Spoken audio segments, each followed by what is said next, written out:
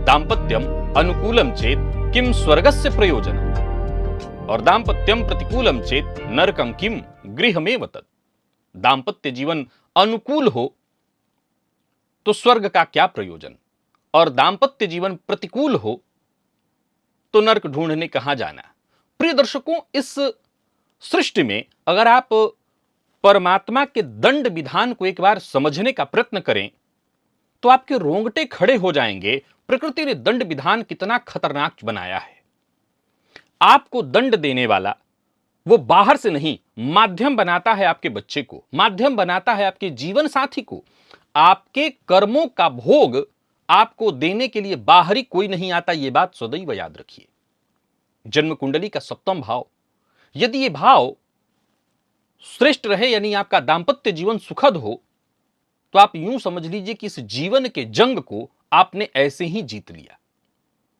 और इस भाव से, यानी सप्तम भाव से लाइफ पार्टनर की तरफ से अगर हर दिन कलह, क्लेश, परेशानियां देखने को मिले तो समझ लीजिए अब आपको कोई दूसरा जंग नहीं ढूंढना, आपका जंग जीवन पर्यंत चल रहा है, चलता रहेगा। कुंडली का सप्तम भाव, इस भाव में बहुत सारे गहरे रहस्य छुपे हैं। प्रिय दर्शकों, जन्म कुंडली का अष्टम भाव, इस भाव को सर्वाधिक रहस्यमय भाव कहा गया है, क्योंकि इसी भाव से आयु और मृत्यु का विचार होता है और यह सबसे ज्यादा गोपनीय है, पता किसी को नहीं। वैसे ही अगर देखा जाए तो सप्तम भाव विवाह से पहले का जीवन और विवाह के बाद का जीवन, जैसे ही विवाह हो जाता है उसके बाद एक नई पारी आपकी शुरू होती है। और यहां अगर कोई गलत चुनाव हो जाए तो फिर आप खुश नहीं रह सकते, सफल नहीं हो सकते। पूरी जिंदगी आप लाख टैलेंटेड हो, लाख बुद्धिमान हो, अब तक हर जंग जीतते आ रहे थे, लेकिन अब आप यहां से तय कर लीजिए अब आपको कोई जंग नहीं जीतना है। मैं ये बात केवल पुरुषों के लिए नहीं, दोनों के लिए कह रहा हूं, क्योंकि सप्तम भाव स्त्री हो या पुरुष, दोनों के लिए उनके विवाह का भाव होता है। आज आपको 3 ऐसे सूत्र बताने जा रहा हूं, 3 ऐसे संकेत बताने जा रहा हूं जिनका जन्म कुंडली में उपस्थित होना यह आपके जीवन में सौभाग्य नहीं, वरन आपका पार्टनर, आपका जीवन साथी, इस बात की सूचना है कि अगर वो आपके जीवन काल में आ गया है तो आपके लिए वो कर्म दंड बन करके आया है। और विश्वास रखिए, ये कर्म दंड, ये जो आपका पार्टनर बन करके आया है, इसमें उसका क्या दोष, क्योंकि प्रकृति ने आपके ही कर्मों का दंड आपको दिया है। अब चुनाव उसने सबसे करीबी को कर लिया, आपके पार्टनर को कर लिया। प्रिय दर्शकों, इन तीनों स्थितियों में मुख्य भूमिका शनि, राहु, केतु और शुक्र की है। आइए जाने कैसे बनते हैं योग और क्या सचमुच आपका सप्तम भाव, आपका दांपत्य जीवन और आपका पार्टनर आपके लिए कर्मदंड बनकर के आया है। प्रिय दर्शकों, यहां प्रारंभ में ही 1-2 बातें क्लियर करना चाहता हूं। सप्तम भाव से संबंधित मैंने पूर्व में बहुत से सूत्र बताए हैं। सप्तम भाव से संबंधित, पूर्व जन्म से संबंधित बहुत सी बातें आपको मैंने बताई है। अगर मैं किसी के लिए ये सूत्र बता रहा हूं और किसी की कुंडली पर यह घटित होता है और आपको अब ऐसा लगने लगता है कि हां, मेरे जीवन में जो कि मैं सूत्र बताऊंगा वो घटित तो होगा, अब आपको ऐसा लगने लगता है कि नहीं, आपका पार्टनर तो आपके लिए बिल्कुल ठीक नहीं है। देखिए, मैं इस बात को पहले ही क्लियर कर देता हूं, इसको जरा समझने का प्रयत्न करिए। अगर आपके दांपत्य जीवन में ये परेशानी आपको देखने को मिल रही है, स्त्री हो या पुरुष, तो विश्वास मानिए इस सूत्र का नाम ही है कर्म दंड, अर्थात ये आप ही के कर्म है। प्रकृति ने सिर्फ माध्यम चुना है। एक सीधा सा तर्क और समझ लीजिए, ताकि इस विषय को समझते हुए आप अपने पार्टनर को दोष देने से बच सकें। चलिए, विवाह के समय पार्टनर का चुनाव करने का ऑप्शन होता है। क्या बच्चे के समय बच्चे का चुनाव भी आप कर सकते हैं? क्या ऐसा संभव है कि आप अपने बच्चे का चुनाव करिए? निसंदेह गर्भाधान का मुहूर्त होता है, लेकिन क्या यह संभव है कि आप अपने बच्चे का चुनाव करिए, बच्चे के व्यवहार का चुनाव करिए? क्या यह संभव है? वो बच्चा तो आप ही का है। आत्मा जायते इति पुत्र, पुत्र शब्द का अर्थ यहां प्रायः लोग पुत्र से लेते हैं, मैं दोनों के लिए कहा करता हूं, पुत्र पुत्री दोनों। और जब आपका बच्चा आपके साथ ऐसा व्यवहार करता है जहां आप कई बार तो समाज में खड़ा होने के लायक नहीं रह जाते, क्या आपने ये खुद चुना था? क्या आप चाहते थे कि ऐसा आपका बच्चा करे? नहीं। पार्टनर के मामले में भी आपका यहां कोई दोष नहीं, जैसे बच्चे के मामले में। प्रकृति का यह दंड विधान है। उस सबसे करीबी को दंड देने के लिए चुन लेती है। प्रिय दर्शकों, जन्म कुंडली के सप्तम भाव में राहु या शनि का यदि योग बन जाए, युति संबंध बन जाए, तो यह विवाह का जो संबंध होता है वो आकर्षण, एक तरह से देखा जाए तो शुरुआती दौर में लगता तो आकर्षण है, लेकिन भीतर से यह भारी उलझाव है, उलझन है। राहु या शनि का संबंध कुंडली के सप्तम भाव में हो तो जातक का वैवाहिक जीवन ऐसे बंधता है जैसे कोई अदृश्य करार हो चुका है। राहु वैवाहिक जीवन को रहस्यमयी और स्वार्थपूर्ण बनाते हैं और वहीं ऊपरी ऐसा आकर्षण देते हैं कि कई बार आप उस विवाह को मना भी नहीं कर सकते। तो ही शनिदेव संबंध को बोझ बना देते हैं, दायित्व में बदल देते हैं। प्रिय दर्शकों, यदि तुला लग्न की कुंडली है, उदाहरण से समझिए, और सप्तम भाव में राहु बैठे हों, तो विवाह में वासना, असुरक्षा और भ्रम का खेल जीवन पर्यंत चलता है। पार्टनर शब्दों में प्रेम व्यक्त भी करे पर उसका व्यवहार संदेहास्पद होता है। ऐसी स्थिति में यदि शनिदेव सप्तम में हो तो भावना भी नहीं होगा और वो विवाह दायित्व प्रधान हो जाएगा।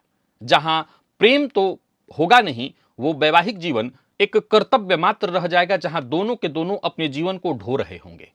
सप्तमेश यदि कुंडली के अष्टम अथवा 12वें भाव में जाकर के बैठे हों और ऊपर से कुंडली में शुक्र और चंद्रमा दोनों के दोनों पीड़ित हों, तो आपके जीवन काल में आपके दुख का सबसे बड़ा माध्यम ही आपका पार्टनर बनेगा। फिर से सुनिए, सप्तमेश यदि कुंडली के अष्टम अथवा द्वादश भाव में हो और ऐसी स्थिति में कुंडली में शुक्र और चंद्रमा पीड़ित हो सकता है शुक्र और चंद्रमा ही आपके सप्तमेश बनकर के अष्टम अथवा द्वादश में हो, तो समझ लीजिए आपका लाइफ पार्टनर ही आपके जीवन में आपके सबसे बड़े दुख का माध्यम बनेगा।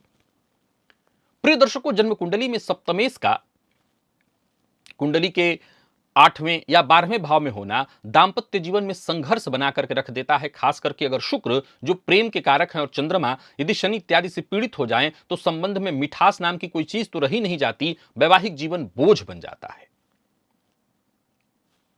उदाहरण से समझिए कि वृश्चिक लग्न की कुंडली और 12वें भाव में शुक्र जाकर के बैठे हों और शुक्र किसी पापग्रह इत्यादि से दृष्ट हो, तो समझ लीजिए कि आप अपने पार्टनर पर चाहे जितना भरोसा कर लीजिए, आपका पार्टनर ही धोखे का कारण बनेगा। ऐसे संबंधों में अक्सर कोई ना कोई गुप्त पीड़ा, असंतोष जीवन भर चलता रहता है। ऊपर से सप्तमेश अगर वक्री हो, नीच के हो या केतु के साथ युति संबंध में हो, दृष्टि संबंध में हो, तो विवाह में धोखा मिलता है, चाहे लाख आपने प्रेम विवाह ही क्यों न किया हो। यह इस बात की सूचना है कि पूर्व जन्म में आपने भी अपने पार्टनर को अधूरा छोड़ा था, पूर्व जन्म में आपने भी अपने पार्टनर को धोखा दिया था। फलतः इस जन्म में आपका पार्टनर आपके लिए सबसे बड़ी समस्या का कारण बनेगा। शुक्र यदि कुंडली में नीच के हों, किसी भी कुंडली में, और ऐसे नीच के शुक्र सप्तम से संबंध बना रहे हों, तो व्यक्ति को संबंधों में बार बार समझौता करना पड़ता है। ऐसे नीच के शुक्र के साथ यदि केतु का संबंध बन जाए तो जीवन साथी से जुड़ाव रहे भी तो वो एक ऐसा संबंध होता है जहां दांपत्य जीवन में एक ही बेड पर दो सन्यासी सो रहे हों। प्रिय दर्शकों, मकर लग्न की कुंडली है मान लीजिए, और ऐसे मकर लग्न की कुंडली में शुक्र नीच का होकर के सप्तम भाव में बैठ जाए, शुक्र पीड़ित होकर के सप्तम भाव में बैठ जाए, राहु या केतु से युति या दृष्ट हो जाए, शनि से संबंध बना लें, तो जीवन साथी के साथ संबंध या तो जुड़ ही नहीं पाता या चल ही नहीं पाता। वैसे भी मैं कहा करता हूं कि कर्क, मकर, सिंह, कुंभ, इनके दांपत्य जीवन बहुत सुखद नहीं होते हैं। मान लीजिए इन सूत्रों में से कोई भी एक सूत्र आपकी कुंडली में घटित हो रहा है, तो यह तय जानिए कि आपके जीवन काल में ये जो दांपत्य जीवन से संबंधित परेशानी चल रही है, ये खत्म नहीं होने वाली है, क्योंकि ये कर्म दंड है। अब सवाल उठता है कि ये विषय मैंने पूर्व में भी आपको बताया हुआ है। भाई, राहु शनि का संबंध कई बार हमारी चर्चा इस विषय पर हुई है। आज इस विषय में खास क्या है, क्यों इस विषय को मैं दोबारा लेकर के आप सबके सम्मुख उपस्थित हुआ हूं। प्रिय दर्शकों, मैं किसी की कुंडली का अध्ययन कर रहा था, जहां यह बात जब मैंने उनको समझाई, क्योंकि वहां दोनों के दोनों उपस्थित थे और दोनों इसी बात को लेकर के चर्चा कर रहे थे कि हमारे बीच अच्छा कुछ भी नहीं चल रहा है, अब लगता है कि आज टूट जाए, जबकि उनके विवाह को लगभग 18-19 साल हो चुके थे। तब मैंने कहा कि नहीं, ये बहुत से ऐसे दर्शक हैं जिनके दांपत्य जीवन में विवाह के इतने साल बीतने के बाद भी ये चल रहा होगा और अनवरत चल रहा है। तब मैंने उन दोनों को समझाया कि इसमें आप दोनों का कोई दोष नहीं, आप दोनों के जीवन में ये चल रहा है। अब देखिए, मान लीजिए कि अगर पत्नी ऐसा कर रही है और पति पीड़ित हो रहा है, पति ऐसा कर रहा है, पत्नी पीड़ित हो रही है। अरे दोनों ही केस को ले लीजिए। मान लीजिए कि पति पीड़ित हो रहा है, पत्नी वो कहता है पत्नी मुझे मेरी पीड़ित कर रही है, लेकिन दांपत्य का सुख तो उसको भी नहीं मिल रहा होगा। क्योंकि कभी भी ऐसा हो नहीं सकता ना कि दो जीवन साथियों में, अगर कई बार यहां पर कई स्त्रियों से मैं पूछता हूं या पुरुषों से भी पूछता हूं, स्त्रियों का यहां ज्यादा मसला मेरे सामने आता रहा है। उनका कहना है कि नहीं मैं दुखी हूं, वो तो खुशी हैं, वो तो बाहर खुश रहते हैं, उनके बाहर बहुत सारे संबंध है, वो खुश हैं उसमें। नहीं, ऐसा नहीं हो सकता, ऐसा नहीं हो सकता। वो सुखद दाम्पत्य की गणना में हो ही नहीं सकता। वो व्यक्ति भी अधूरा है, वो व्यक्ति भी खुश नहीं हो सकता। हो सकता है आप क्रोध के मारे आपको ऐसा लगता हो कि वो खुश है, लेकिन ऐसा नहीं है। आप दोनों एक दूसरे के लिए कहीं ना कहीं कर्म दंड बनकर के एक दूसरे के सामने खड़े हैं, और ये प्रकृति द्वारा एक ऐसी योजनाबद्ध तरीके से आप दोनों को खड़ा कर दिया गया है, जहां आप सामने वाले की परीक्षा ले रहे हैं, सामने वाला आपकी परीक्षा ले रहा है। संभवतः इस रिश्ते में अगर प्रेम शुरुआती दौर में हो भी तो वो प्रेम गायब हो जाता है। अब जरूरी क्या है? जरूरी यह है कि विवाह के 19 और 20 साल बीत जाने के बाद अब विवाह तोड़ने जैसी बात आप नहीं कर सकते। फिर जब प्रकृति ने कर्म दंड ही दिया हुआ है, तो कर्मदंड अगर बीच में छोड़ेंगे तो फिर लौटेगा, तो यही पूरा करना होगा। यहां जरूरी है आत्ममंथन करने की। अगर विवाह बोझ लग रहा है, तब भी यह ध्यान रखिए कि प्रकृति ने आपको दंड दिया है। संभव है कि आपको जीवन साथी के साथ होते हुए भी बहुत अकेलापन महसूस होता हो, विवाह सिर्फ समझौता हो, सिर्फ त्याग हो। यह आपकी कुंडली का योग है। प्रिय दर्शकों, आज मैंने जो सामान्य 2-3 पॉइंट बताए, इसके अलावा भी बहुत सारे सूत्र मैंने आपको बता रखे हैं। जन्म कुंडली में सप्तम भाव का पाप कर्तरी योग में होना, सप्तम भाव पर पापक ग्रह की दृष्टि, विशेष करके शनि राहु सूर्य की दृष्टि का होना, सप्तमेश का 8वें और 12वें का संबंध आपने सुनी लिया है, सप्तमेश का षष्ठ में होना, शुक्र का पीड़ित होना पुरुष की कुंडली में, स्त्री की कुंडली में गुरु का पीड़ित होना, चंद्रमा का पीड़ित होना दोनों की कुंडली में, नौमांस में शुक्र का नीच होना, नौमांस में सप्तम भाव का पीड़ित होना, नौमांस के लग्न में किसी पापक ग्रह का होना दांपत्य जीवन को खराब कर देता है। इनमें से कोई भी स्थिति अगर आपकी कुंडली में बन रही है, अथवा जन्म कुंडली के सप्तम में शनिदेव बैठे हैं, राहु बैठे हुए हैं, सूर्य बैठे हुए हैं, ऐसी स्थिति में भी कहीं ना कहीं दांपत्य जीवन पीड़ित हो जाता है। पुरुष की कुंडली में शुक्र बैठे हुए हैं सप्तम में, चंद्रमा बैठे हुए हैं सप्तम में और पापक ग्रह से दृष्ट या युक्त हैं। स्त्री की कुंडली में शुक्र गुरु बैठे हुए हैं और पापक ग्रह से युक्त या दृष्ट हैं। मंगल बैठे हुए सप्तम में, पापक ग्रह से दृष्ट या युक्त हैं। तो आपका दांपत्य जीवन कहीं ना कहीं एक तरह से समझौता जैसा होगा, लेकिन इसके लिए शास्त्र कहता है यह कर्म दंड है, जहां प्रकृति ने एक दूसरे के लिए आप दोनों को चुना है और आप दोनों एक दूसरे के लिए माध्यम बने हुए हैं। एक दूसरे को दंड देकर के इसको समाप्त किया जा सकता है।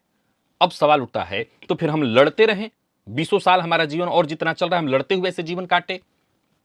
पहला तो यह है कि आत्ममंथन करें। प्रकृति ने यहां दंड भोगने के लिए नहीं, बल्कि अपनी गलतियों को सुधारने के लिए एक दूसरे के साथ यहां खड़ा किया है, न कि वो लड़ने के लिए। आप दोनों एक दूसरे का सम्मान शुरू करें। अब यहां भी आकर के अगर आप यही करते हैं कि अपने पार्टनर को धोखा देते हैं, तो आप विश्वास मानिए एक नया कर्मदंड आप तैयार कर रहे हैं। यानी प्रकृति को पता है कि आपको मौका दिया था कि इस बार सह लो और सुधार लो, लेकिन आप तो एक नया कर्मदंड बना रहे हैं। तो अभी के अभी अपने पार्टनर के साथ कुछ ऐसा बनाए व्यवहार कि एक नया कर्मदंड न बने। अब सवाल उठता है कि क्या कोई भी उपाय है जो इस वैवाहिक जीवन को सुखद बना दे? प्रिय दर्शकों, इसमें जितने भी उपाय मैंने बताए हैं, प्रायः बहुत सारे उपाय पूर्व में आपको बताए हैं, और आप उनमें से कोई भी एक उपाय करके लाभ प्राप्त कर सकते हैं। सबसे सरलतम और श्रेष्ठतम उपाय है गो सेवा। गाय को पति पत्नी दोनों जब भी खुश हों, मैं ये भी नहीं कहूंगा दिन का निर्धारण करें, जब भी आप दोनों खुश हों, जब आप दोनों के बीच संबंध अच्छा लग रहा हो कि नहीं आज का दिन तो ठीक है, आज हम सुबह से लड़े नहीं हैं, तो दोनों अपने हाथों जाकर के गाय को हरा चारा या गुड़ खिलाइए। ऐसा जरूर करिए।